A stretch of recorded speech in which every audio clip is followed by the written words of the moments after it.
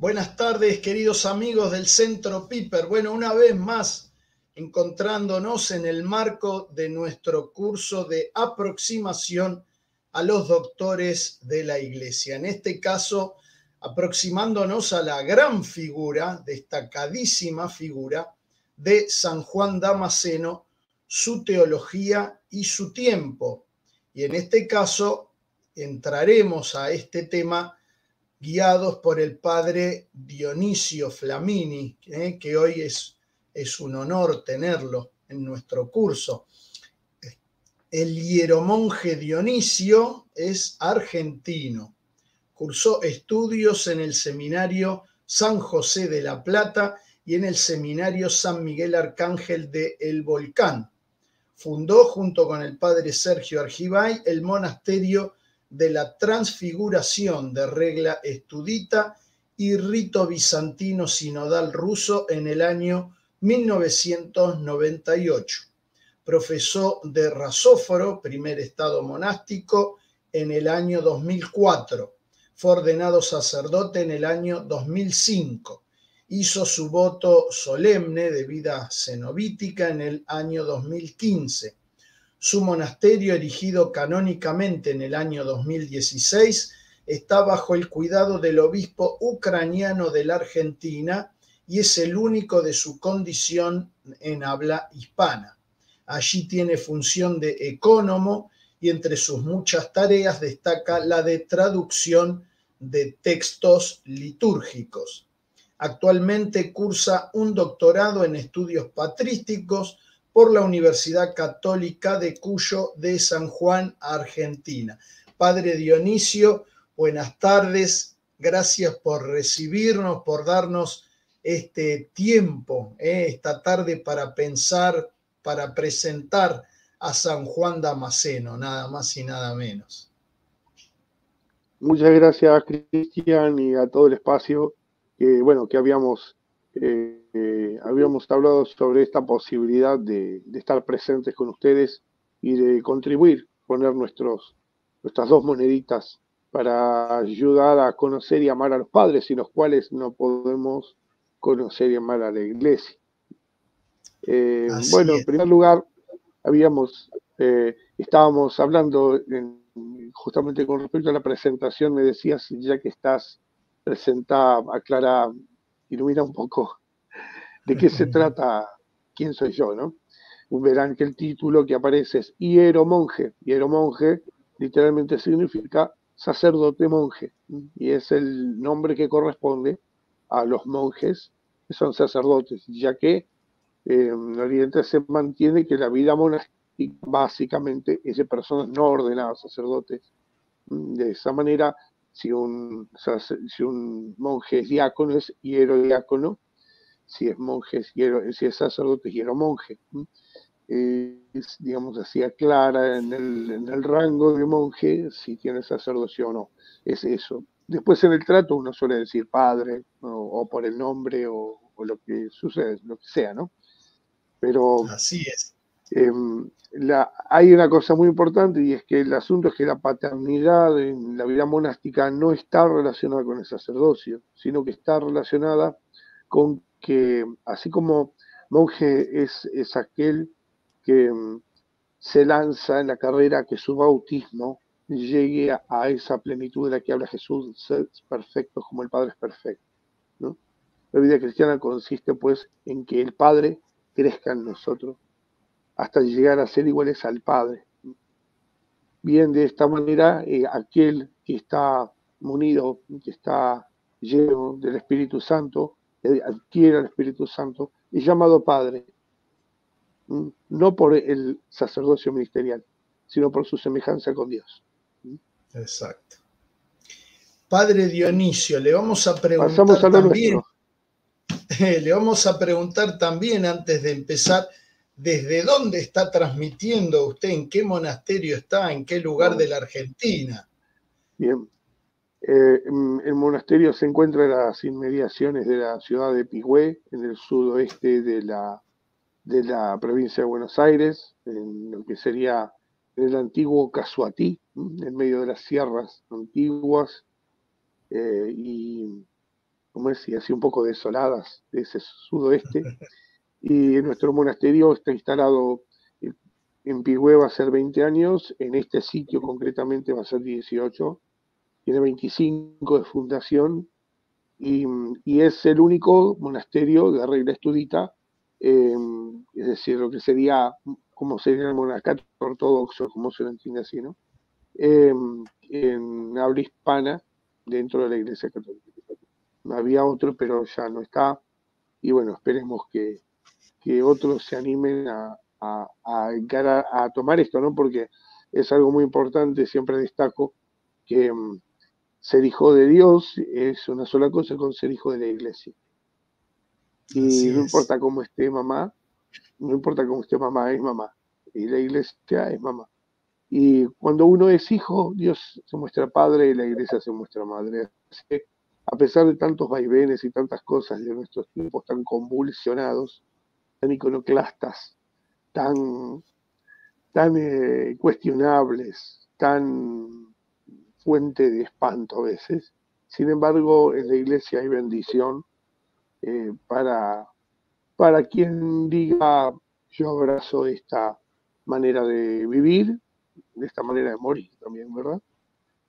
Así que Dios es bueno con todos. Gracias, Padre. Qué lindo escucharlo. Qué lindo saber de este monasterio católico, el único en su tipo, en Argentina y en habla hispana. Y sí, y alentar a los que Dios llame, ¿no? A esta vocación, alentarlos a que se animen a seguir. Padre, ahí me llegó una pregunta que alguien pregunta, ¿qué es eso del rito bizantino? Padre, ¿podría explicarlo? Ah, muy bien, muy bien, muy bien. La iglesia, desde un principio, se desarrolló en el ámbito mediterráneo y alrededores. Y ahí es donde estuvieron las sedes apostólicas, una de las cuales es Roma. En las demás sedes apostólicas, buena parte de ese territorio estaba dividido en dos grandes zonas. Una zona de habla griega, es decir, cuya lengua común, cuya lengua franca, ¿no? Era el griego, y la otra en la cual se hablaba latín. Esa zona en que, digamos así, la iglesia recibió los evangelios en griego y la liturgia y todo lo primero que se hizo en la iglesia fue en griego, hasta el punto que el latín se empezó a usar recién hacia el siglo III en el norte de África y hacia el siglo IV recién en Roma. Hasta ese momento la iglesia se nutría con la mayor parte de su producción y su vida estaba en Oriente. Por eso los primeros concilios también fueron en Oriente, por la magnitud y la cantidad de obispados, por la cantidad de monasterios y por la vida espiritual e intelectual que había allí. Eh, la, ¿Cómo se llama? Esa zona que quedó, digamos así, o que tenía originalmente el idioma griego, luego quedó como patriarcado de Constantinopla. Y la zona de habla romana, latina, quedó como patriarcado de Roma y sede de Pedro. Originalmente son dos instituciones diferentes, como sede común de toda la cristiandad. De esta manera, a lo largo de la historia, hay partes de esa gran ecumene, ¿no? De habla griega, de culto que técnicamente se lo llama bizantino, porque refiere al medioevo griego. También se lo puede llamar ortodoxo oriental. Hay muchas denominaciones. Algunos lo llaman greco oriental, pero me parece que bizantino es una palabra bastante neutra, bastante entendible. Esa cristiandad bizantina, una parte siguió en comunión con Roma y otra parte no, por distintas cosas que no caben aquí. Entonces se suele llamar, porque hay varias denominaciones para esto, hay grupos que de esa iglesia, de esa parte de la iglesia de habla griega, de culto griego y sus derivados, su derivado, por ejemplo, el eslavo eclesiástico, que es el idioma litúrgico de los eslavos, y algunos otros más. Esa rama es la más importante de Oriente, no la única. Produjo grupos que volvieron a la comunión con Roma, por ejemplo, lo que se llama la Iglesia Católica Ucrania o Católica Ucraniana, o la rumana, u otras tantas. Y hay varios términos que son equivalentes. Algunos prefieren unos, otros prefieren otros. Algunos toman algunos como más acertados y otros hasta los toman como ofensivos. Por ejemplo, el nombre histórico que hacían los que se volvían a unir a Roma era el nombre de Uniatas, ¿sí? Sin embargo, esa palabra es considerada ofensiva. Depende quién la use y depende en qué contexto. Por eso no se la usa. Unidos también. Orientales unidos. Pero también es una cosa imprecisa. Algunos usan greco-católico. Nosotros preferimos católico bizantino o lo que es técnicamente también ortodoxo en comunión con Roma. Lo ortodoxo oriental en comunión con Roma. Cualquiera de esas expresiones describen esto de ser un cristiano del pulmón oriental de la iglesia, de que si alguna vez han leído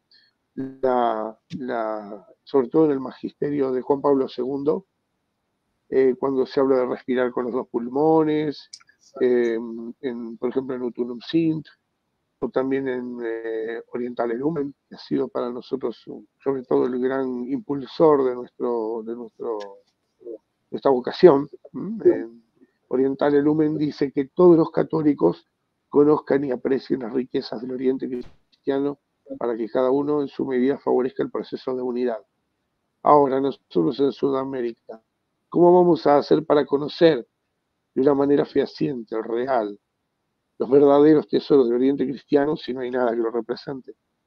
Así que nosotros comprendimos que no solo teníamos un llamado a una vida de fidelidad a la tradición, como se vive en Oriente y como se entiende en Oriente, sino también la diaconía que proveer eso para la Iglesia como una experiencia de primera mano. De manera que el católico que quiere ampliar su experiencia de iglesia y poder inclusive aprender a conocer la propia, viene muy bien. Yo, por ejemplo, creo que el mayor fruto, y no me parece para nada una frustración, para mí me parece un logro muy grande, a lo largo de 25 años de la gente que ha venido de todas partes y de distintos países a compartir con nosotros. Para la persona más de a pie, el gran descubrimiento de la iglesia es que tiene una identidad. Mucha gente aprende a partir de venir a un monasterio bizantino que ellos pertenecen a una iglesia con un nombre, con una identidad, con una liturgia y con una historia. Y para muchos de ellos es el puntapié para aprender a decir, yo también soy algo, no soy católico genérico, católico, sí, droga genérica. Claro. No soy que hay católicos especiales y católicos comunes, no. Yo soy católico, que soy romano, soy latino, también tengo algo, un tesoro que me está esperando. Entonces ahí está el desafío de conocerse lo que es la identidad espiritual, que no coincide con una identidad sanguínea, si bien en la iglesia existe el criterio de que, el rito se transmite por sangre, es como lo manda el espíritu de la ley para proteger la iglesia en situación desfavorecida. No es para impedir que alguien se integre a esa iglesia, sino es para impedir que desaparezca, buscar ayudar. Por eso cuando muchos dicen, pero como bizantino y no tenés sangre bizantina, eso no se puede, sí se puede, como cualquiera que lo desee puede ser cristiano latino, digamos. Exacto. La fe, en definitiva, es cuestión de Espíritu Santo, no es cuestión de glóbulos rojos. Solamente que la iglesia toma algunas cosas para proteger, porque, vuelvo a esto, es salus animarum super omnia, ¿verdad? Busca que las instituciones de la iglesia sean protegidas porque ellas son portadoras de gracia. Así es. Padre, gracias por la aclaración. Que, bueno, espero... que están agradeciendo, gracias por el interés. Gracias por el interés. Para mí es un Padre, gusto. entonces ahora sí lo dejamos entonces para que pueda presentar el tema de hoy, que trata sobre San Juan Damasceno, su teología y su tiempo. Dionisio, le damos la palabra, Padre, y lo escuchamos atentamente. Bien, bueno, los que me conocen saben que no me gustan los speech muy largos. Preferiría hacer una presentación del tema, un encuadre, y después que vayan surgiendo preguntas más específicas, de manera que podamos ayudar a tener una idea de esta conjunción de tiempo y espacio en la cual San Juan Damasceno aparece como la luminaria más brillante.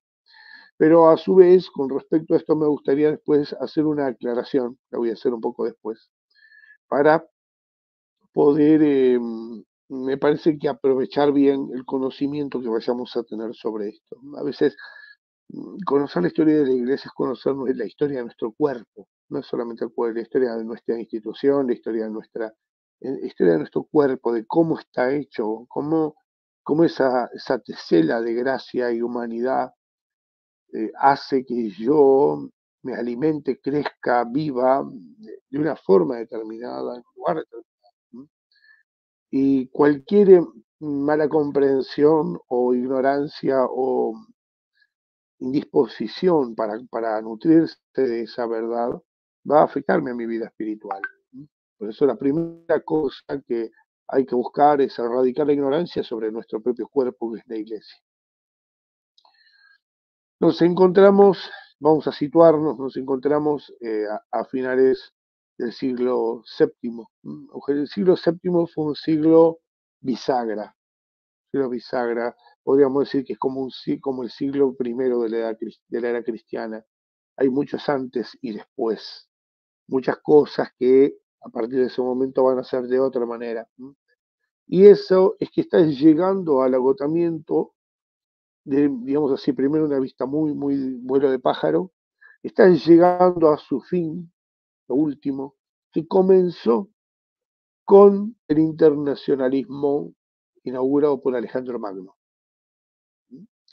Alejandro Magno, en su gesta, antes de Cristo, en 10 años generó también un antes y un después, generó una serie de cambios que fueron preparando ese mundo en el cual iba a venir nuestro Señor Jesucristo, un mundo en el cual el particularismo judío estaba compenetrado con un universalismo en lengua griega que compenetraba tanto los lugares que llegaban desde Persia hasta lo que en aquel entonces, en la época de Cristo, ya era el Imperio Romano.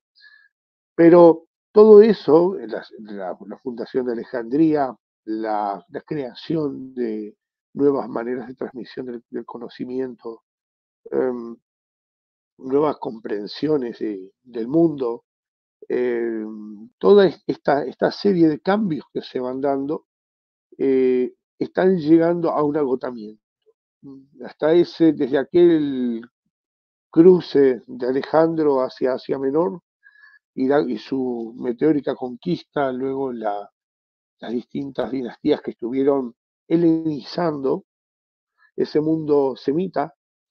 Este mundo semita de alguna manera vivió en un estado constante de infisión de una fuerza extraña, culturalmente extraña, y que a su vez generó este arpegio de respuestas, ¿no? entre Occidente y Oriente, entre un mundo cuyas caravanas se internaban hacia China y cuyos barcos venían hasta la actual España. Ese mundo de grandes intercambios empieza digamos, va llegando a un grado ya de agotamiento de esta presencia griega sobre el elemento, este predominio griego mediterráneo sobre el elemento semita. Pueblos que hablaban arameo, luego ese arameo se va transformando en el siríaco, que es el idioma de la cultura propiamente semita cristiana. Es el idioma que lo identifica. Ve surgir de golpe, primero a partir de Calcedonia y de las distintas incomprensiones que hubo entre estas dos áreas, ¿no? Desde Roma, Grecia y el mundo semítico. Incluimos a Egipto, por supuesto. Vemos cómo se produce un rompimiento con el monofisismo. Ya el monofisismo hace una quebradura, un mapa, ¿sí?, en el cual la iglesia padece enormemente un siglo y tanto de convulsiones, de persecuciones de unos contra otros. El imperio, desde el punto de vista oficial, como ortodoxo, como sostenedor de la fe católica, persiguió a los monofisitas. Los monofisitas, por otra parte, contestaban desde otro lado. Todo esto transformó ese vergel que era Siria, ese vergel de vida espiritual y social, económica, cultural. Siria era un vergel en un desierto, en un lugar de paso, de luchas, de choques.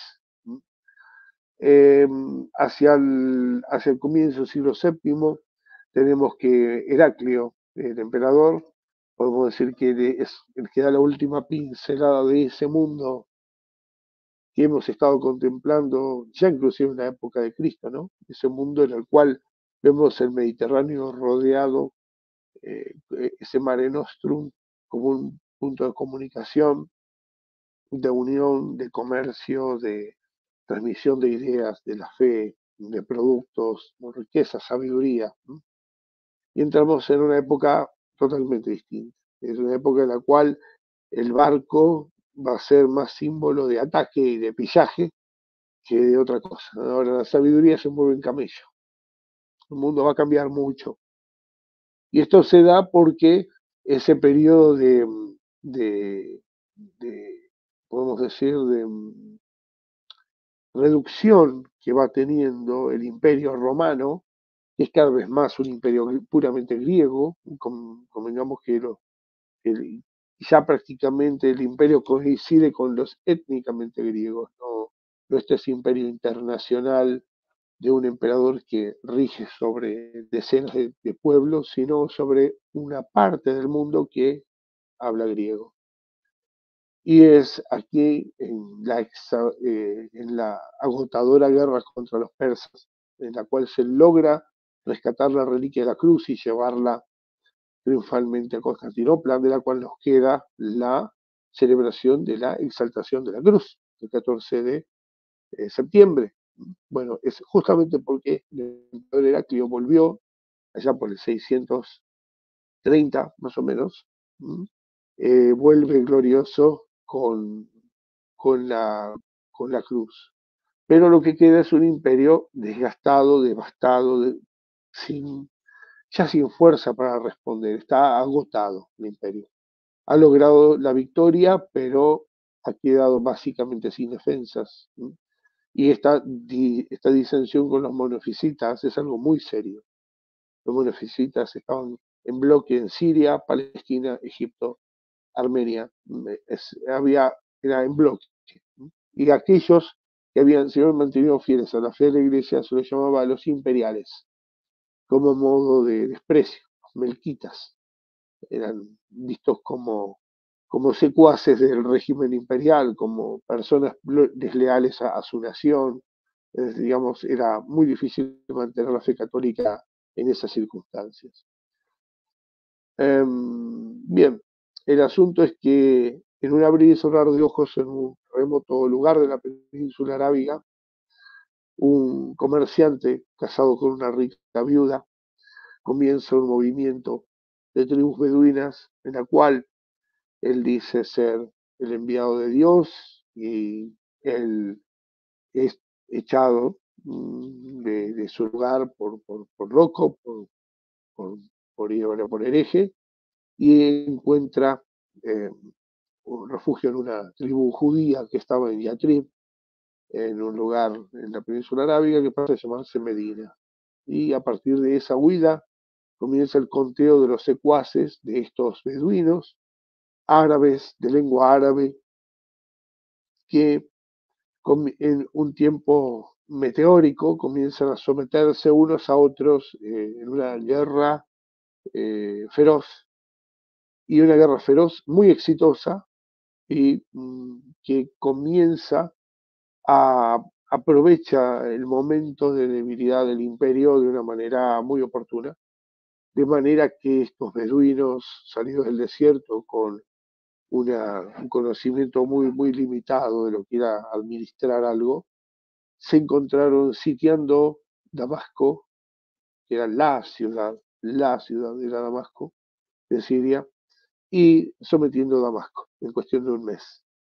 Por lo tanto, aprovechados por su caballería ligera, hicieron caer con la colaboración de los monofisitas, justamente los oprimidos del emperador, para quienes había toda una serie de medidas. Ese descontento entre cristianos le abrió la puerta a algo que fue un antes y un después. Basta mirar las noticias de hoy para ver todavía presentes las disensiones que hay entre las distintas tribus, facciones, filosofías que caben dentro de esa turba multa que llamamos Islam. Esa turba multa estaba en un estado de formación, es un Islam muy primitivo, el que llega, es un Islam que muy, muy inteligentemente presta atención para aprender estas cosas de cómo administrar, cómo dominar, cómo llevar adelante el poder. Ya no era lo mismo pelearse por tener 50 o 200 camellos, sino por tener ciudades de 1 millón de habitantes, territorios de millones de kilómetros cuadrados. Y esa chispa que arde sobre este sustrato monofisita, sobre este descontento, esta división, sobre el profundo odio a los persas y a los griegos que hay entre la multitud de pueblos semitas y afines. Hay un gran resentimiento, pues ellos son siempre el campo de batalla, el lugar de choque, y no tienen una voz que los represente en este caso, salvo que estén dispuestos a hablar el idioma de los griegos o el idioma de los persas. Y es aquí que cae justamente el árabe como la nueva manera de comunicar a todos estos, y se da el lento proceso de este primer siglo del Islam, en el cual vemos cómo tras tomar el poder se va organizando en una serie de instituciones, de las cuales nuestro santo, San Juan Damasceno, es decir, Juan Mansur, Juan Mansur es un hombre civil, significa Juan el Victorioso. También podríamos traducirlo por Juan Víctor. También Al-Mansur es justamente Víctor, es el mismo nombre. Al-Mansur, él nace en una familia cristiana acomodada que vivía en esta Damasco, básicamente también cristiana, eh, bien ubicada, una familia con medios económicos, con cultura. Su padre, de acuerdo a la tradición, le consiguió un esclavo, un monje que había sido capturado por los sarracenos y que lo habían traído desde Italia, desde Sicilia. eh, a- Ahí lo compró en el mercado, lo liberó y lo puso como preceptor, de acuerdo, esa es el relato histórico, la memoria, y sobre todo, bueno, ya nos está diciendo un poco cómo de un día para otro el Mediterráneo pasó a ser ya no el Mare Nostrum, ¿no? Sino es el lugar límite, o sea, es el limes, en el cual todo lo peligroso y todo lo malo iba a venir de ese lado durante muchos siglos. Se acabó para siempre este idea de un mar que comunicara con agilidad las ideas, las cosas vuelven a tomar la pesadez del desierto, ¿no?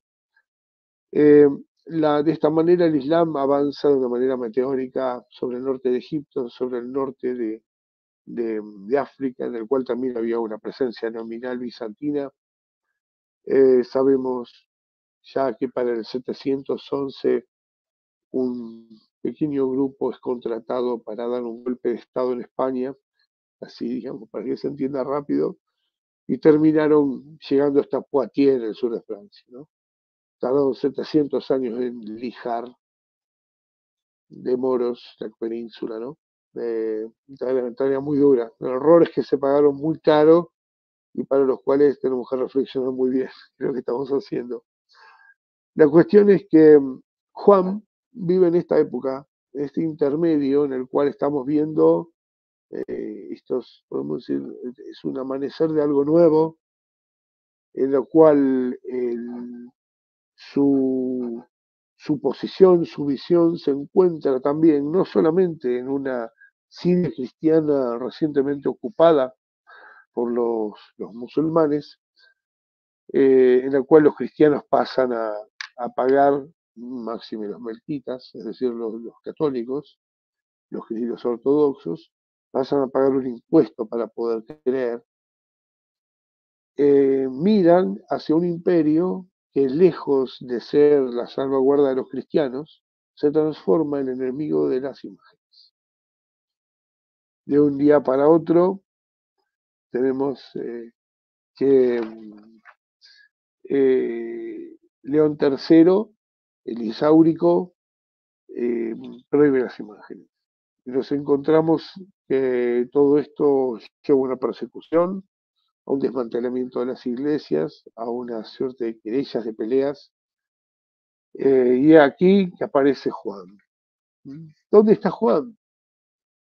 De acuerdo al relato histórico, Juan ya no es administrador, ya no vive en Damasco, sino que está cerca de Jerusalén, en un lugar muy importante del cual seguiremos hablando en otro momento, que es la Labra de San Saba, el monasterio de San Saba. Esto es algo muy importante, es un lugar muy importante para la historia de la fe. Entonces, siendo monje de San Saba, cerca de Jerusalén, es donde él elabora una rápida respuesta. De acuerdo a los que conocen con más profundidad el texto, dicen que su refutación está más dirigida a explicar a los sencillos que a convencer a los recalcitrantes. Está más para difundir el mensaje entre los cristianos fieles que entre quien para rebatir a los adversarios, digamos así. Vamos a hacer una cosa que también es muy importante. ¿En qué estamos? Decíamos que el Imperio Bizantino, el Imperio Romano, que se encontraba en un estado, digamos así, de intensas luchas,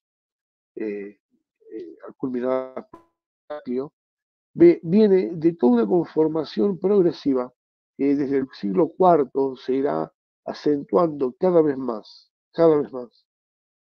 Los años que van pasando, el siglo V, pasamos Justiniano, en el cual la construcción y la vida monástica siguen tomando un gran impulso. Justiniano retoma muchos lugares que habían pertenecido al imperio. Es ahí cuando nuestra España tuvo una parte dentro del imperio, una parte que a su vez, cuando Justiniano recupera parte de España, los católicos, que eran perseguidos por los arrianos, se fueron allá, y entre ellos está la familia de Santa Florentina, el padre de Florentina, de Leandro, de Fructuoso, de Isidoro, si me lo recuerdo así, y de Ildefonso y de Leandro, era funcionario de los bizantinos y él se fue allá a Cartagena con su familia justamente porque eran de fe ortodoxa, de fe católica. Entonces ahí él abandona Écija, de donde eran oriundos. Bueno, eso que había hecho Justiniano, retoma de crecimiento de la fuerza cristiana del imperio, va necesariamente, como decíamos, contrayéndose, y contrayéndose también desde el punto de vista institucional sobre el monasterio. Y lo que va provocando es que paulatinamente podemos decir que el imperio se va transformando en un gran monasterio. con lo que se podrán imaginar por dónde andaba la natalidad. ¿Qué porcentaje de jóvenes no iban al ejército, no cultivaban la tierra, sino que se dedicaban a vivir como monjes? A su vez, la institución monástica no había terminado de madurar en todas sus expresiones. Entonces podemos imaginarnos lo que va pasando en un imperio rodeado de enemigos feroces, cuya buena parte de la juventud no solamente no tiene hijos y no se casa, sino de que no produce lo que está necesitando el imperio. Entonces, hay algunos que opinan que el iconoclasmo más responde a un laicismo cuya una de las medidas es ¿cómo se llama? La racionalización del culto, ¿no? Pues cuando vamos a ver qué consiste esto, nos damos cuenta que no es una cosa, las imágenes es un fenómeno secundario. En realidad lo que está en juego es algo de fondo muy grande. Pero podemos llamarlo revolución laicista, tiene también la respuesta, o mejor dicho, la propuesta, la reacción de una parte de la dirigencia imperial que ve que como ciudad de Dios está bárbara, pero como imperio está cada vez amenazando más el perder, digamos, el poder de defenderse, su propia capacidad de supervivencia. Y en esto hay que reconocer que se había llegado a un punto en el cual las notas características de la fe ortodoxa a veces eran acentuadas hasta un punto que podemos decir llegaban a exageraciones. Entonces, ningún cristiano ortodoxo va a negar la santidad de un ícono y toda la veneración que representa. Pero aquí, por ejemplo, a veces los íconos ocupaban los lugares de personas en determinados lugares, o se utilizaban sus pequeñas partes de ellos, partículas de ellos, casi como un sacramento, no como un sacramental. Había cosas que iban pasando a un exceso, pero no era eso lo que tanto preocupaba a la autoridad imperial, sino que justamente el foco de todo eso eran los monasterios, que los había por todos lados, no eran grandes de tamaño, y en la manera en que estaban presentados y que funcionaban, a veces podemos decir que era dudoso su aporte a la comunidad. Entonces, vemos que la reacción del imperio no es una cosa simplista. Algunos decían, bueno, lo que sucede es que el león elisáurico vio que los musulmanes no le gustaban las imágenes y dijo, bueno, hagamos lo mismo. Y es difícil que la cosa fuera por ahí. Que un armenio se hubiera copiado de un musulmán, no parece muy bien.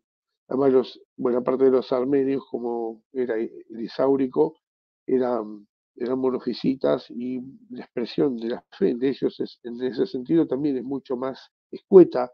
No hay tantos íconos, tanta ornamentación, hasta podríamos haber dicho que se podría haber inspirado en la sobriedad de la representación que hay entre los monofisitas, que la demiten, pero sobria. Ahora bien, aquí hay un cuestionamiento mucho más profundo. Es la supresión de la imagen, de la presencia de la imagen basado en una afirmación del Antiguo Testamento, que deben conocer. La imagen, y dice, no te harás imagen, no te postrarás delante de ella, no te harás representación. Y eso está muy bien, y eso está muy bien porque justamente ninguno de nosotros pretende adorar algo que no es Dios, ni venerar nada que no provenga de Dios. Pero es aquí donde viene justamente algo que podemos identificar que vuelve a aparecer en la historia. Y es que se niega la imagen, por una parte, y por la otra se proclama verdadera imagen a la Eucaristía. lo cual en un principio no parece sonar tan mal. Pero el asunto es, justamente, aplicar la idea de imagen a la Eucaristía, cuando la Eucaristía es cuerpo, no es imagen, es la realidad de primera mano, no es una metexis, de participación en un sentido amplio. Es, como lo decimos, cuerpo, sangre, alma, divinidad, está ahí. ¿Mm? Utilizamos, inclusive en Oriente se utiliza la expresión signo representativo, pero eso ninguna imaginación, por más alejada de la realidad que esté, lleva a pensar que eso que está ahí no es el cuerpo. Signo representativo justamente porque es el pan de Dios y se transforma en su cuerpo. Y sabemos que subsiste, subsiste lo que la característica que el pan sea pan, pero no es pan. ¿Eh? De esta manera, este cambio que se produce en primer lugar por una orden imperial, luego se le busca dar un sustento doctrinal. Y aquí que San Juan viene en ayuda, no solamente solucionando esto que vuelve a aparecer en otras épocas, aunque no de la misma manera. Por ejemplo, en Occidente tendremos el mismo fenómeno, tendremos el fenómeno de la iconoclastia posconciliar, por ejemplo, de la cual fueron destruidas miles de imágenes, pintadas de blanco montones de iglesias llenas de adornos, en, en aras de una renovación, de una simplificación o algo por el estilo. Decía, no mal no recuerdo, Pablo Dokimov, el teólogo ruso-francés, que las iglesias que quedaron después del concilio eran muy parecidas a la iconoclasta, que básicamente era una iglesia iconoclasta, de la cual se había perdido la idea de que la imagen es el modo en el cual también se hace presente a quien representa. Bueno, no es algo solamente simbólico en el sentido de algo análogo a la mente, sino que es Dios el que cuando nosotros lo invocamos, viene en verdad. Hay algo que creo que también es importante ver de toda esta cuestión con respecto a las imágenes. No es una cuestión de sutilezas platónicas ni esto ni aquello. Yo creo que se juega es la fe del pueblo de Dios, la fe del pueblo de Israel, el nuevo Israel, la iglesia. Sí. No es una cuestión que queda, como después se suele decir, de sutilezas bizantinas. No es una sutileza bizantina, es algo cuya resolución implica el salvaguardar la fe. Pues si aquel que se hizo carne para salvarnos no puede ser representado, su existencia en la carne no es, no podemos proclamar su existencia en la carne, no la ha hecho verdaderamente. Y hay algo que acompaña a la fe ortodoxa en todos sus, tanto la expresión occidental como la oriental, pero sobre todo en Oriente van a ver que muchas veces se hace hincapié en la expresión verdadero, verdadero.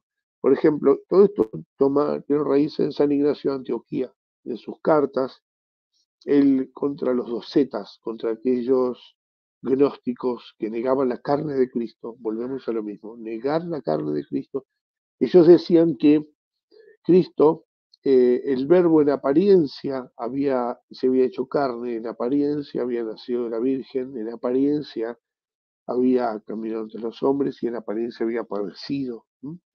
Entonces, San Ignacio, con vigor que lo caracterizaba, dice, lo único que es una apariencia aquí son ellos. Dice, pues Cristo verdaderamente es el verbo hecho carne en el vientre de María, verdaderamente nacido de la Virgen de modo admirable, verdaderamente padeció en, entre los suyos, verdaderamente resucitó entre los muertos. Y él decía, dice, Fue concebido en el vientre de su madre inefablemente, nació de ella de un modo indescriptible y resucitó entre los muertos. Dice, tres misterios realizados en el silencio de Dios a los cuales el demonio no tuvo acceso. E insiste, verdaderamente. Hasta el día de hoy, el saludo pascual para nosotros, en la tradición bizantina, el hola y el chau, no es solamente cuando uno está en la iglesia, hola, chau, buen día, buena noche, desde Pascua hasta el día 40, que es el día anterior a la ascensión, decimos Cristo resucitó, en verdad resucitó. Es en verdad, verdaderamente. Y eso verdaderamente uno no lo va a machacar lo suficiente hasta que se comprenda la realidad de la carne de Cristo, que es, en definitiva, la que hace, que no solamente que reconduce lo que fue creado de vuelta hacia el Padre, porque quita el velo, esa pátina del pecado. Pues el pecado no puede destruir la obra de Dios verdaderamente, solamente la empaña. Cristo con su victoria produce esa liberación de la materia para ser capaz de Dios, capaz de ser medio para llegar a Dios. De manera que es para nosotros, que somos carne, el medio para llegar a Dios. Por eso la iglesia es visible, por eso las cosas que usamos son tangibles y por eso los sacramentos están amasados de los mismos elementos que los constituyen, porque Él ha destruido esa base en la cual se sienta el pecado, que es el universo desprovisto de la gracia.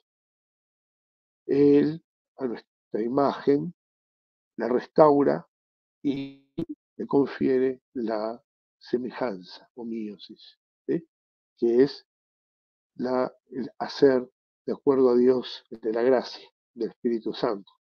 De esta manera, la representación de las imágenes, no cualquier cosa, sino aquellas que la Iglesia señala como propias del Salvador, de su madre y de los santos, no solamente son un modo de expresar la fe, sino que son el modo que corresponde a todo lo demás que sucede en la liturgia, así como la palabra se hace letra y es legible, de la misma manera que la bendición a través del incienso eh, eh, se puede oler, lo mismo que el canto a través del oído es bendición, de esa misma manera en toda la materia es atravesada por una gracia salvadora, restauradora de nuestra naturaleza, en cuerpo, alma y espíritu.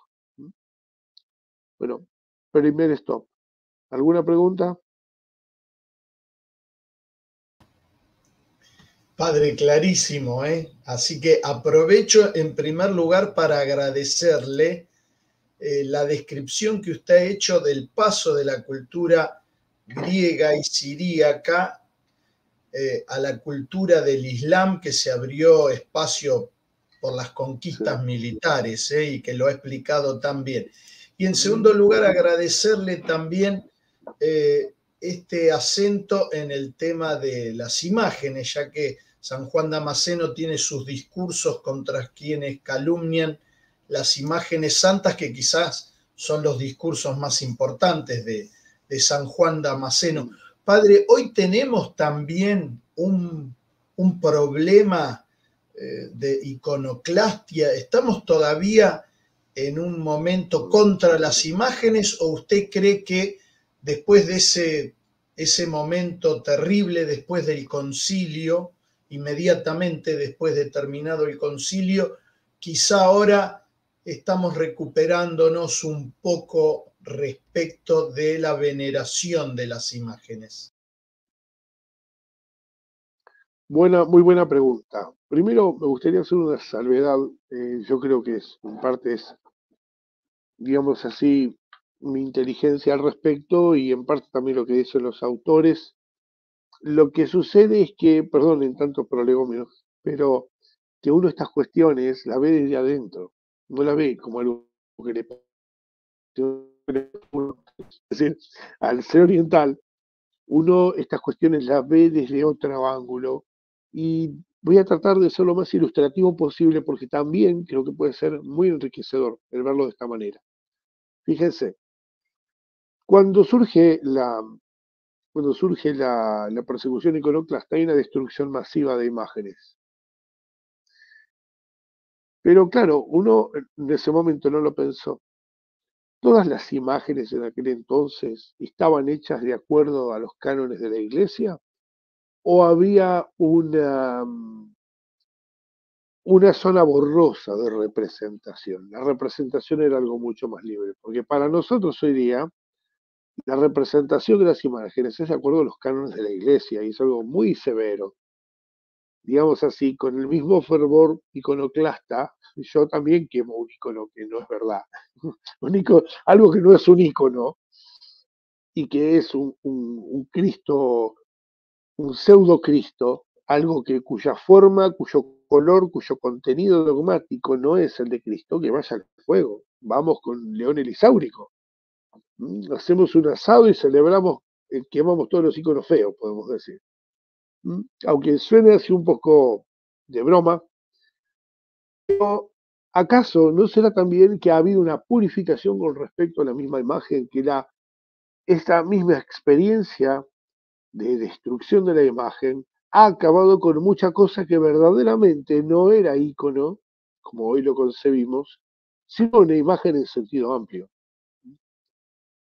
Y hay varias anécdotas de santos de la época que parecerían dar a entender esto, justamente que muchos se unieron a ese iconoclasmo, en realidad contra las imágenes feas, contra las imágenes irreales, contra los Cristos que parecían a un Augusto, no a Cristo.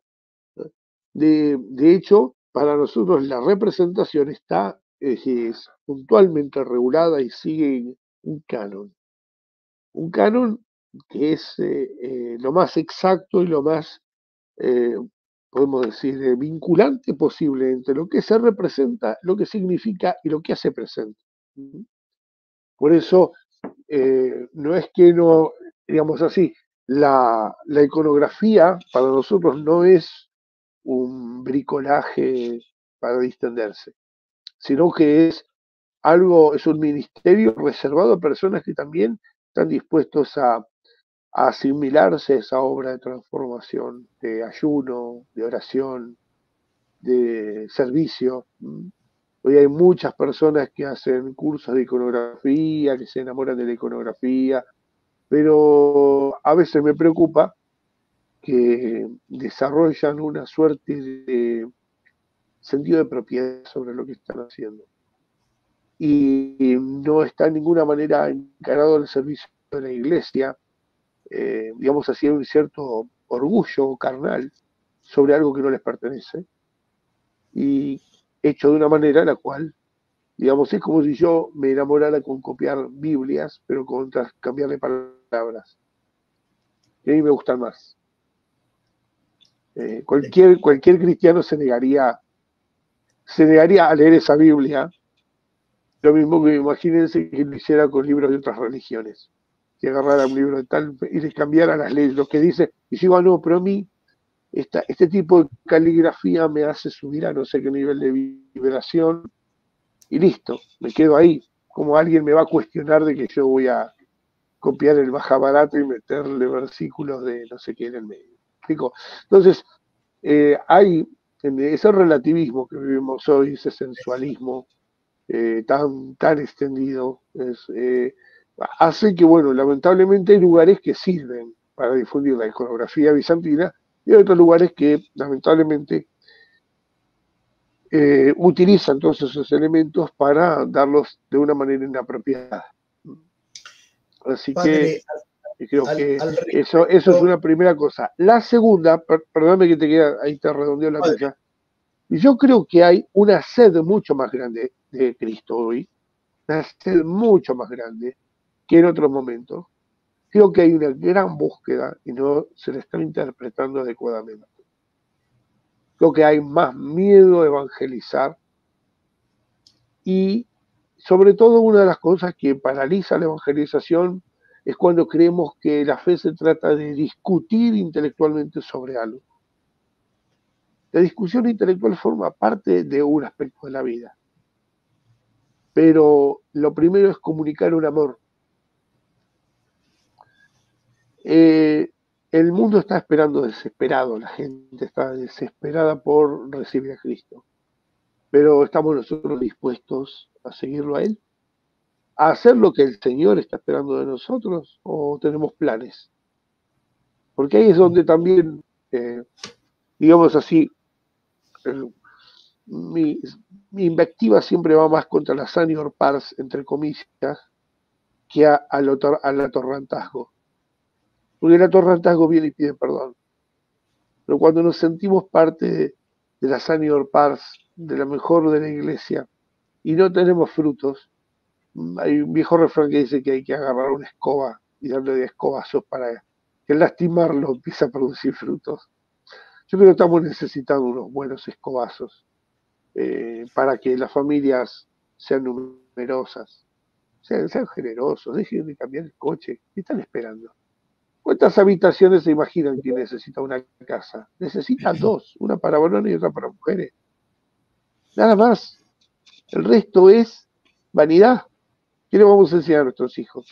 Ay, no me salió humilde y si le enseño vanidad. Que lo único, si no hay materia, entonces no hay amor. ¿Dónde estamos? ¿Dónde vivimos? ¿No somos capaces de vivir con sencillez? Tenemos miedo. ¿Qué vamos a perder? ¿Cuándo vamos, digamos así? No hay ningún impedimento, ni la ley canónica, ni ningún lado para tener sótano y atender pobres. ¿Qué pasa? ¿Causan alergia? ¿Quedan miedo? ¿Cuál es el problema con los pobres? Porque termina siendo como se llama, un banderín de un solo lado, pero no objeto de amor. Bueno, esto es una cuestión de amor. ¿Dónde ponemos el corazón? Jesús viene y viene. ¿Dónde estamos parados? ¿Qué tenemos para ofrecernos? ¿Estamos buscando a nuestros hermanos, compartiendo lo que Dios nos da con tanta generosidad, o estamos viendo a ver cómo lo escondemos, el don ahí abajo tierra, no sea cosa que se me pierda? Nos hace falta evangelio, nos hace falta Cristo a todos, y volver a lo verdadero, a lo simple, tan simple. Nuestro hermano está ahí, nos está esperando, que compartamos lo que tenemos, que seamos generosos. Si Dios es generoso con nosotros, es ser generoso con lo que Dios nos da en abundancia, nos da con tanta bondad, y Él nos va a llevar a ver qué está esperando, cómo educar, cómo poner límites, cómo señalar buenos objetivos, enseñar a orar, enseñar a ayunar, enseñar a celebrar. ¿Mm?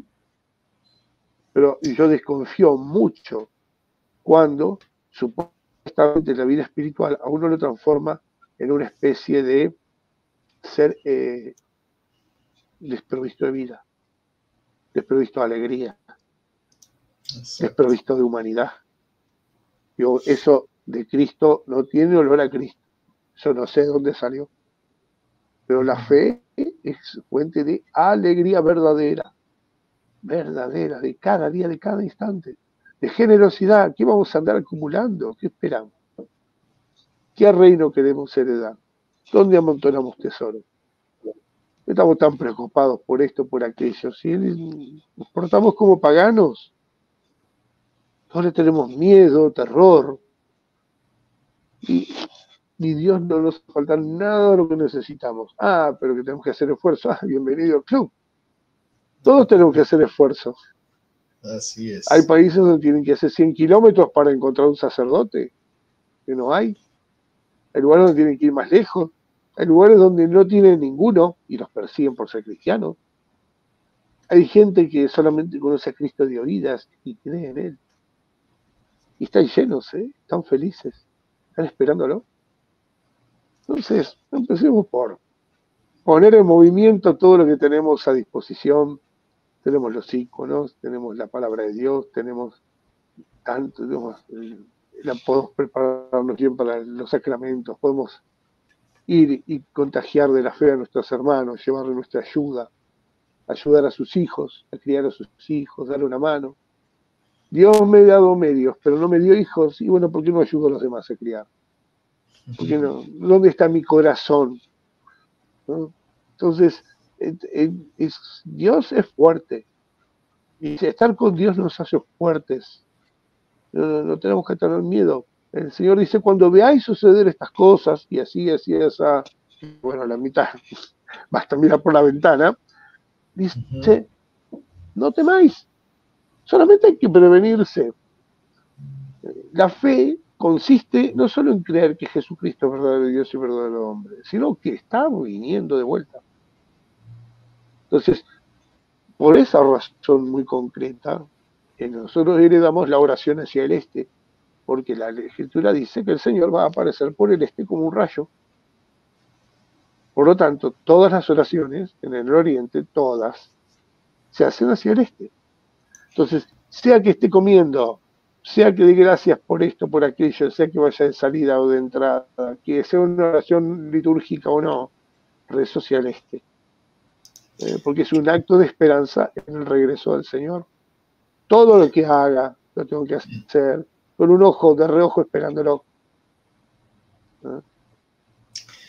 Padre, bueno, le agradezco sus palabras tan claras sobre estos temas que nos tocan así de cerca. Aprovechando que habló este tema de orar hacia el este, sabemos que usted ahí en el monasterio, una de sus tareas es la traducción de textos litúrgicos. Y bueno, y recordando a Juan Pablo II, que usted citó al inicio, que decía esto, que la iglesia tenía que respirar con dos pulmones, con el pulmón de Occidente y con el pulmón de Oriente. ¿Qué le parece que son los elementos, cuáles son los elementos más importantes que pueden aportarnos, ¿no?, a este Occidente, como dice usted, materialista, racional, que se ha enfriado de alguna manera en su caridad? ¿Qué elementos de la liturgia bizantina le parece que pueden ayudarnos a acercarnos en fe a nuestro Señor, a entregar nuestra vida y a recuperar también de alguna manera nuestra tradición católica? Porque muchas veces esta tradición es digamos, acechada desde afuera y a veces también desde adentro, ¿no, padre? Por supuesto, básicamente todo lo que tiene el Oriente lo tenía Occidente. Puede ser que de una forma no tan desarrollada o no exactamente del mismo modo, pero los contenidos eran los mismos. Y ni hablemos de nuestra hispanidad. Si uno va a siglos anteriores, la práctica de la vida cristiana piadosa en Oriente y en las Españas más parecida no podía ser, en muchos elementos. Eso hagamos a un costado. Lo que sí, muy concreto. Primero, la oración de Jesús, lo que se llama la filocalia, Señor Jesucristo, Hijo de Dios, ten piedad de mí, pecador, que si bien parece empalmarse con la tradición de la oración de ejaculatoria, no es lo mismo. Porque la ejaculatoria es una oración, podemos decir, más como para ocupar el espacio entre las oraciones importantes. Pero la oración de Jesús es el centro, es lo que se llama el corazón de toda oración. Porque esto proviene, la filocalia proviene de esto, del Señor ten piedad, Kyrie eleison, Señor ten piedad. Señor, tú eres Dios, ten piedad, yo no soy Dios. ¿Mm? Y esto que parece tan simplón, si se quiere, es la base para que nuestra fe pueda crecer. Porque la fe, sin temor de Dios, no puede crecer, no arraiga, queda como una semilla sin raíces. Es el temor del Señor el que nos ayuda a comprender que Él es Dios y nosotros no, y a poner por obra todo lo posible para adquirir, para hacer propio esto que nos está dando Dios, el nombre de su presencia. Segundo, la devoción a la Madre de Dios. En Occidente uno suele ver un rango, una variedad, no ve personas cuya oración y vida prácticamente prescinde de la Madre de Dios, y otros en los cuales básicamente pareciera ser que la fe cristiana consiste en rezar a la Madre de Dios. Nosotros no tenemos eso, nosotros tenemos en el medio, es decir, toda la oración es al Dios único, Dios verdadero, que es Padre, Hijo y Espíritu Santo, que se reveló así en su Hijo Jesucristo y por medio de la Madre de Dios. Siempre que está Jesús, siempre está la Madre de Dios a su derecha. Siempre. Ella no aparece como el centro de nada, pero nada aparece sin su presencia. Entonces, digamos, hay ya una mariojoresis, ¿no? O sea, hay un recorrido que va haciendo la oración acompañado de esa compañía de la Madre de Dios y nos va llevando, pero nos va llevando hacia el corazón de su Hijo, es el misterio de su Hijo. A Él lo señala, a nosotros nos mira, pero a Él lo señala. De esa manera, insistiría en la práctica de la oración. Hay muchos textos y formas de oración. Una manera puede ser ir y aprender estas oraciones de origen oriental y rezarlas en su piedad, porque van a agregar algo que a veces falta, y es la expresión dogmática en la poesía. A veces tenemos mensajes, espiritualidades o cosas que hacen hincapié en una suerte de infantilismo espiritual, que no es fuente de crecimiento, es una forma de sensualismo. Una cosa es hacerse niño y otra cosa es hacerse tonto delante de la Madre de Dios. En cambio, cuando nuestro intelecto es nutrido, cuando nuestro ser, nuestras entrañas, nuestro corazón, todo nuestro, no solamente lo que llamamos el espíritu, sino también el físico, tiene que ser vigorizado por esa presencia divina. Entonces, ahí la fe se transforma en obras. Para nosotros tener fe es hacer algo, hacerlo de una manera en particular, la manera recibida, tal como un discípulo. En la iglesia somos discípulos, aprendamos a ser discípulos, aprendamos a hacer caso, a obedecer, a tenernos a aquello que se nos da, a no querer abarcarlo todo, a no querer discutirlo todo, saberlo todo, ni mucho menos arreglarlo todo. Dejemos que el Señor sea el Señor y nosotros hagamos la parte de siervo y seamos fieles y prudentes, aprovechando el tiempo, los tiempos que son malos, como dice el apóstol, para obras buenas, para profundizar en la vida de la oración. Hay muchos libros guía de oración,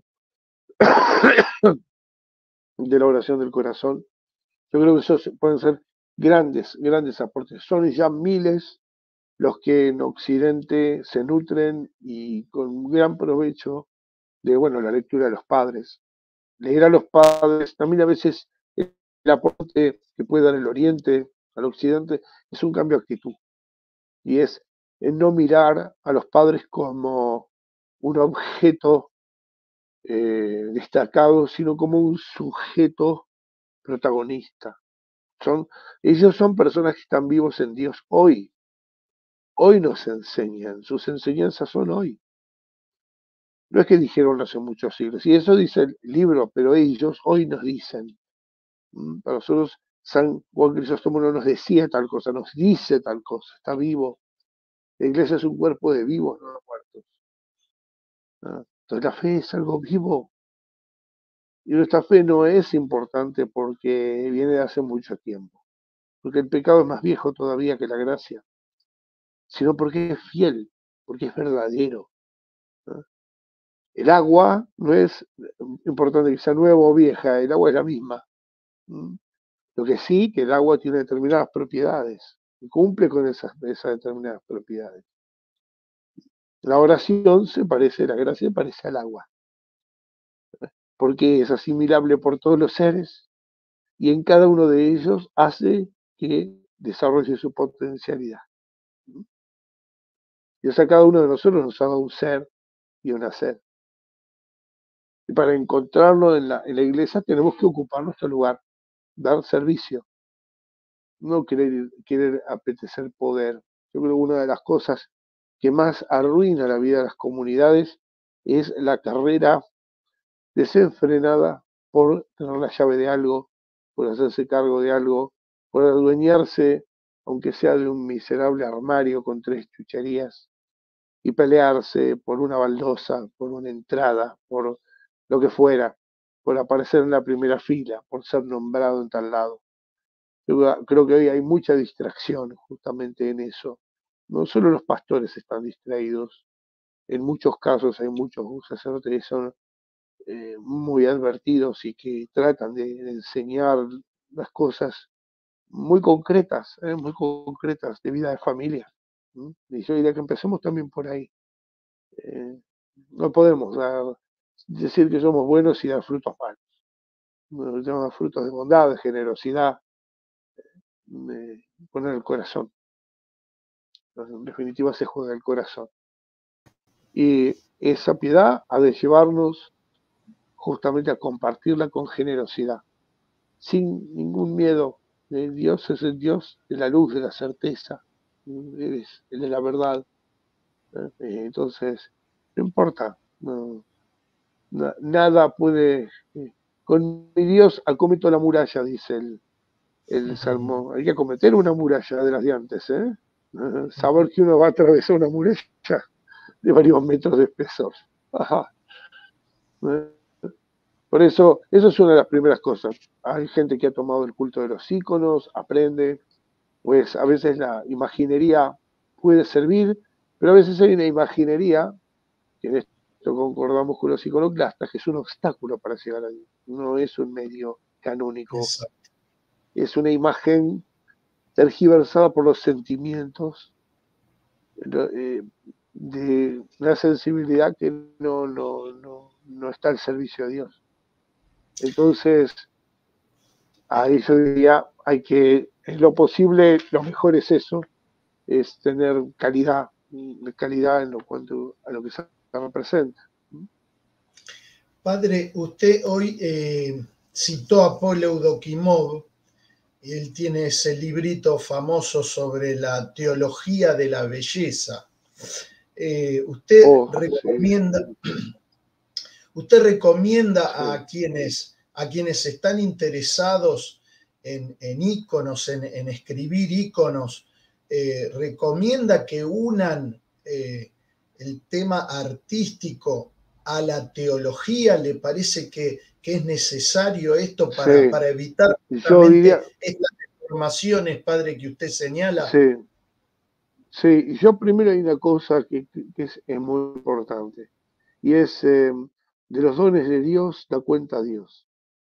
Entonces, para sentirse llamado a escribir íconos, bueno, que esa persona se disponga, vaya al sacerdote más cercano y pida una guía espiritual. En primer lugar, ahora, para poder venerar los íconos no es necesario ningún título ni ningún llamado especial porque es algo común para toda la iglesia. Yo les diría, empiecen por ahí. Empiecen, por ejemplo, un libro de ayuda, es el libro del Padre Sáenz. El libro del Padre Sáenz es, digamos así, tiene el esquema de lo que uno llama manual jesuita, y está bien. No pretende agotar la cuestión. Y en esta cuestión no vamos a agotar nada, es un gran mundo. Pero es una puerta bastante bien organizada y pautada para alguien que viene de Occidente para, digamos así, después dejarse llevar por otro material. Puede ser Pavel Evdokimov, Florensky también tiene cosas muy buenas. Vuelvo. Y después la lectura de los padres. Nosotros la manera más común es, lamentablemente no está editado en castellano, ojalá un día que sí, es la himnología. Es decir, todo lo que la liturgia canta sobre los santos, eso es una de las cosas principales. Bueno, San Juan Damasceno es el autor del canon, es decir, de la composición principal, el canon, de los matutinos de Pascua. Así que todas las Pascuas cantamos un canon de la Pascua compuesto por San Juan Damasceno. Y también tiene otras más obras de instrucción, tanto de instrucción de exposición de la fe como del culto de las imágenes, y saber que la imagen está al servicio del culto. El icono, y yo lo tengo en un lugar personal, pero siempre en mi rincón de oración donde hago todas las oraciones. Y después, si no, está en la iglesia. Y es un lugar donde está como un modo de presencia, pero ya no solamente un lugar donde yo puedo mirar para inspirarme, sino un lugar, decimos que esa circunscripción que tienen los iconos tienen un borde, eh, esa perigrafía que tienen, digamos así, abre una nueva dimensión dentro de nuestro espacio-tiempo, por la cual aquel que está representado sale al encuentro nuestro. Los iconos suelen tener el fondo dorado porque eso es la luz del mundo divino. Ellos están y se los representa más oscuros, porque toda carne es oscura frente a la luz de Dios. Toda carne es oscura frente a la luz de Dios. De esa manera, la presencia, la mirada, justamente la mirada es la quintesencia de la presencia, sale desde un espacio de circunscrito hacia mí. Es decir, el icono no es una cosa para mirar, sino un lugar desde donde Dios me mira. Es un lugar donde encontrar una mirada que sale a mi encuentro. El que es observado soy yo, no es la cosa. Pasa a ser un modo en el cual se suscita un encuentro. De esta manera vemos cómo cada elemento se lo utiliza para algo al servicio del culto, sobre todo el culto, la liturgia es lo más importante, pero no es lo único, porque es lo más estructural de la iglesia. Pero hay la oración personal, la oración de distintas clases, también coopera con esa obra de Dios. Nosotros, por ejemplo, la celebración de los oficios la dejamos para la iglesia. No nos llevamos el oficio, las vísperas, los matutinos, fuera de la iglesia y hacerlos personalmente. Ahí rezamos otra cosa, porque los oficios requieren de su espacio, de su tiempo, de su desarrollo. Así que, y hay otra cosa, son patrimonio de todos los cristianos, de todos los cristianos.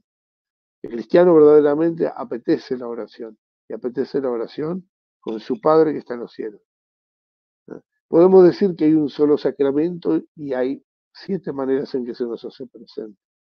Y ese sacramento es el bautismo. El bautismo no es un hecho puntual, sino que es un hecho inicial, da inicio a una realidad que apunta a la eternidad. No necesita ser repetido para seguir dando borbotones en la vida eterna. Todo lo demás viene a coadyuvar esa realidad del bautismo, ser hijo de Dios. Muchas gracias, Padre. Qué lindo escucharlo, qué lindo recordar esta realidad de los íconos para los que tenemos fe y poder encontrarnos en una mirada tan especial ahí desde los íconos. Padre, no queremos abusarnos de su tiempo. Acá están agradeciendo en el chat por sus palabras, por escuchar realmente a un hombre de fe, a un monje lleno de fe que nos enseña la fe en este encuentro. Padre, quiero hacerle una pregunta más, si me da unos minutitos más, porque usted tiene ahí atrás, además de un bellísimo ícono de Nuestra Señora, tiene una bandera muy especial, muy cara a nuestros sentimientos, muy cara a la hispanidad, y entonces le queríamos pedir si nos explica de qué se trata esa bandera y por qué ha querido tenerla ahí presente en esta ¿Qué hace ahí? bellísima presentación. Muchas gracias. Bueno, la verdad es que en primer lugar es la espiritualidad ortodoxa, ¿sí? Hace no solo hincapié en el elemento divino, que es inmutable, que es lo que Dios nos da como revelación, sino en qué se encarna eso, la humanidad en la que se encarna. En nuestro caso, la humanidad en la que se encarna es hispana, y esa hispanidad es un don en nuestra identidad. Entonces, por más de que nosotros tenemos la tradición bizantino-eslava como el alimento, digamos, si el fuelle de donde nos llega esta gracia de la fe, el barro con el que se amasa es el nuestro, con nuestra historia. Y en la fe, en la comprensión oriental, la fe está llamada a purificar y a disponer aquellos elementos, inclusive, de la propia nación, de la propia pertenencia, para disponerlos a la fe. ¿M? Tiene que ser portadora de fe. Entonces, desde un principio, así como en el llamado concebimos que el llamado de Dios era nada más ni nada menos que ser un puente que, como todo puente, tiene que estar eh, sólidamente asentado en ambas orillas, no alcanza con una sola. Entonces nosotros no solamente hemos de ser cuán más bizantinos y orientales de la manera más pura y más rancia posible, sino a la vez argentinos e hispanos de la manera más eh, definida y unívoca posible. ¿Mm? Obviamente que como toda propuesta es limitada, pero bueno, aquí está un acceso en el cual nuestra pertenencia, nuestro ser, se va a encontrar con una mirada, no solamente una mirada oriental, apostólica, eh, digamos así, multisecular de la fe, sino con una capaz de ayudarnos a digerir nuestra realidad, incorporar, rescatar y vivificar nuestro ethos. Porque sí, como cristianos podemos ir a salvar nuestra individualidad, nuestra realidad familiar, podemos ir por ese lado, pero en definitiva esto es una guerra por el ethos. A medida de que nuestro ethos deja de ser nuestro ethos, ¿eh? deja de ser hispano y cristiano, estamos renunciando a esta realidad que nuestros ancestros han construido y le han dado la vida. Somos herederos de algo muy poderoso, de algo muy grande, llamados desde nuestro punto de vista humilde aquí en el monasterio y a aquellos que se nuclean con nosotros desde varias partes, a darle nueva vida. No, no es que nos atrase el reloj, no nos quedamos esperando nada. Sencillamente creemos que si uno no abraza lo que es, uno no lo puede mejorar.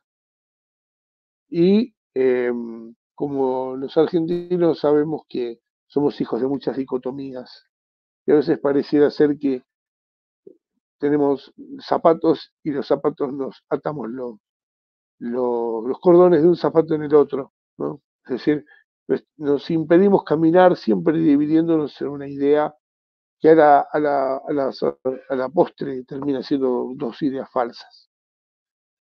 Y la verdad solamente nos puede conducir fuera del atolladero en el cual nos hemos venido, estamos sumidos los últimos 210 años, que todo esto es una gran complicación.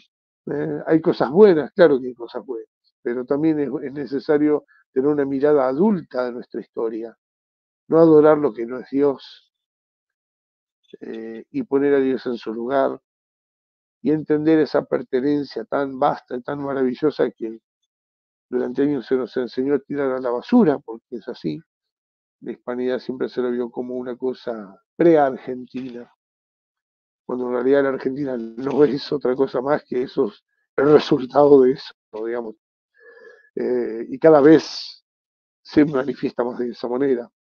De esta manera es que todos los aportes suman a una realidad que creemos que esa cruz la engloba, que no la limita, que no excluye.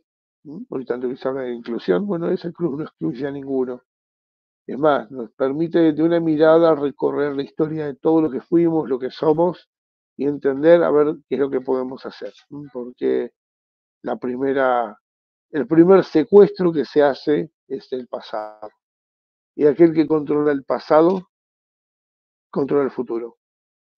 Y aquel que controla el futuro, controla el presente. ¿Sí?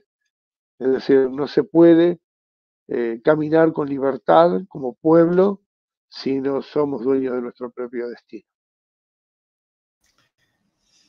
Qué lindo escucharlo, padre. Gracias, gracias porque acá en el Centro Piper tenemos una visión muy agradecida respecto de la hispanidad y de la gracia de Dios que ha venido a esta tierra con la hispanidad, ¿no? Que nos ha traído esta lengua maravillosa que hablamos y la fe, ¿no? Principalmente la fe en nuestro Señor.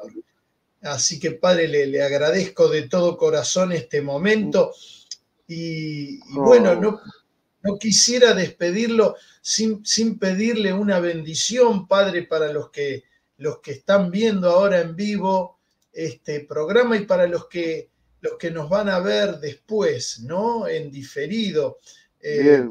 Y pidiendo especialmente, ahí como dice Nahuel, que el apóstol Santiago, patrono de todas las Españas, interceda también ante Dios por nosotros, ¿no? Pero bueno, Padre, agradecidos por esta magnífica ponencia y imploramos humildemente ahora su bendición para todos nosotros. Gracias por tu palabra, gracias por la invitación. Y bueno, quedo a disponibilidad de lo que creas conveniente y que uno pueda hacer de utilidad. Así que pongo entonces a todos los que están viendo este programa, aquellos que lo habrán de ver, que sea momento de encuentro. Pedimos a Dios Todopoderoso que descienda sobre cada uno de ustedes la bendición de Dios, que ha dado su vida por cada uno de nosotros en la cruz, ha resucitado glorioso de entre los muertos y volverá a buscarnos para completar su reino en el nombre del Padre, y del Hijo, y del Espíritu Santo. Amén. Y que la Madre de Dios extienda su manto sobre todos y nos mantenga unidos y protegidos. De la paz a los que no la tienen, traiga el cese de las guerras y la destrucción, y que reine su Hijo. Gracias, Padre. Una alegría haberlo tenido acá, Padre. Y si alguien se quiere poner en contacto con usted, quiere seguir hablando, quiere visitarlo, ¿cómo hace, Padre?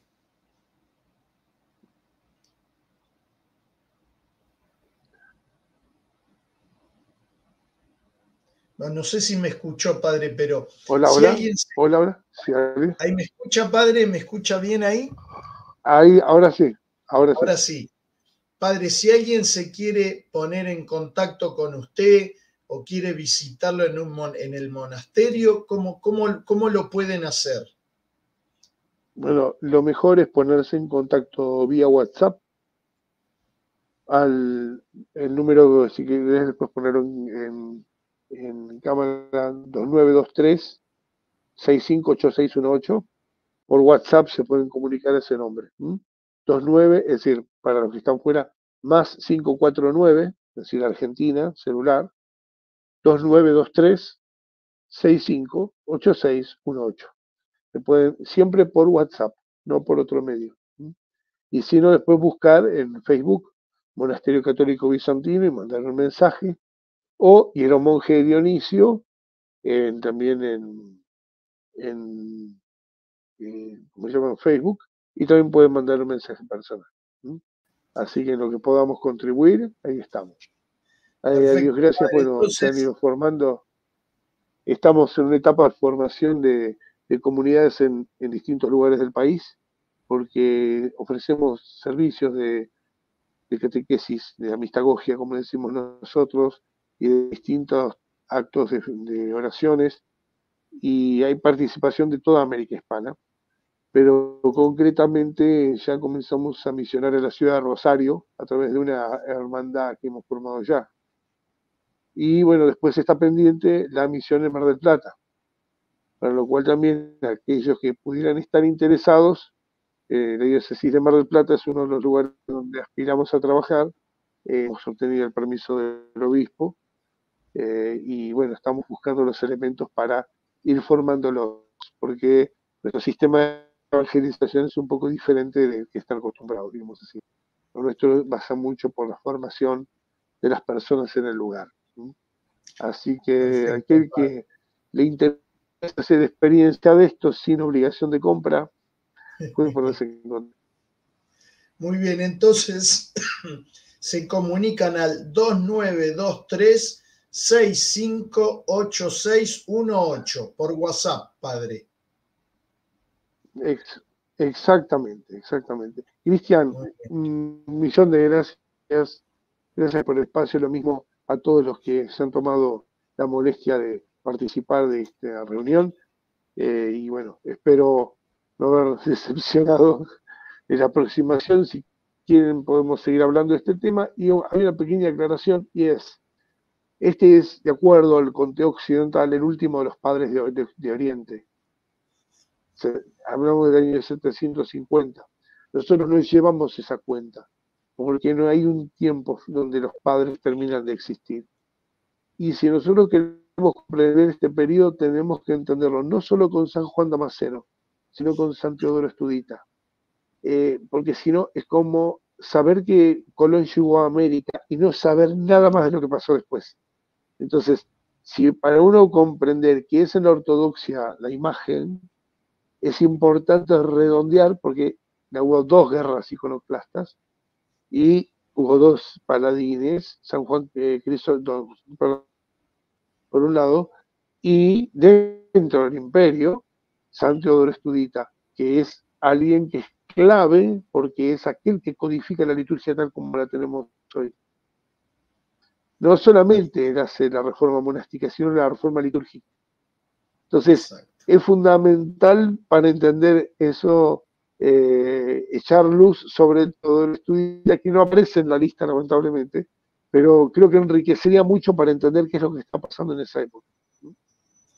Entonces vamos a tener que molestarlo, padre, en algún momento para que siga hablando de estos temas. Muchas gracias, padre. Con mucho gusto. Con mucho gusto. Dios lo guarde, Dios nos bendiga. Que Dios lo guarde, padre. Hasta pronto. Gracias. Bueno, queridos amigos del Centro Piper, hemos terminado este encuentro con el padre Dionisio. Les agradecemos a todos por acompañar, por los comentarios, tanta gente, María Delgado, Horacio Rivero, María de los Ángeles, Nahuel, Hugo, Harold, Juan Gupil, el profesor Juan Gupil de La Plata, que le mandamos un gran abrazo, el doctor Mario Caponeto, Nicolás García Guerrero, Pablito Navas, querido amigo, José Canale, Nazareno, bueno, todos los amigos que nos acompañan, a todos les enviamos un saludo grande. Si les gustó esta exposición, denle like, denle me gusta, es la única manera que tenemos de difundir esto. Suscríbanse a nuestro canal si quieren seguir viendo los cursos del Centro Piper, comenten, compartan con sus amigos y de todo corazón, muchas gracias por acompañarnos. Que Dios los guarde y será hasta el próximo encuentro.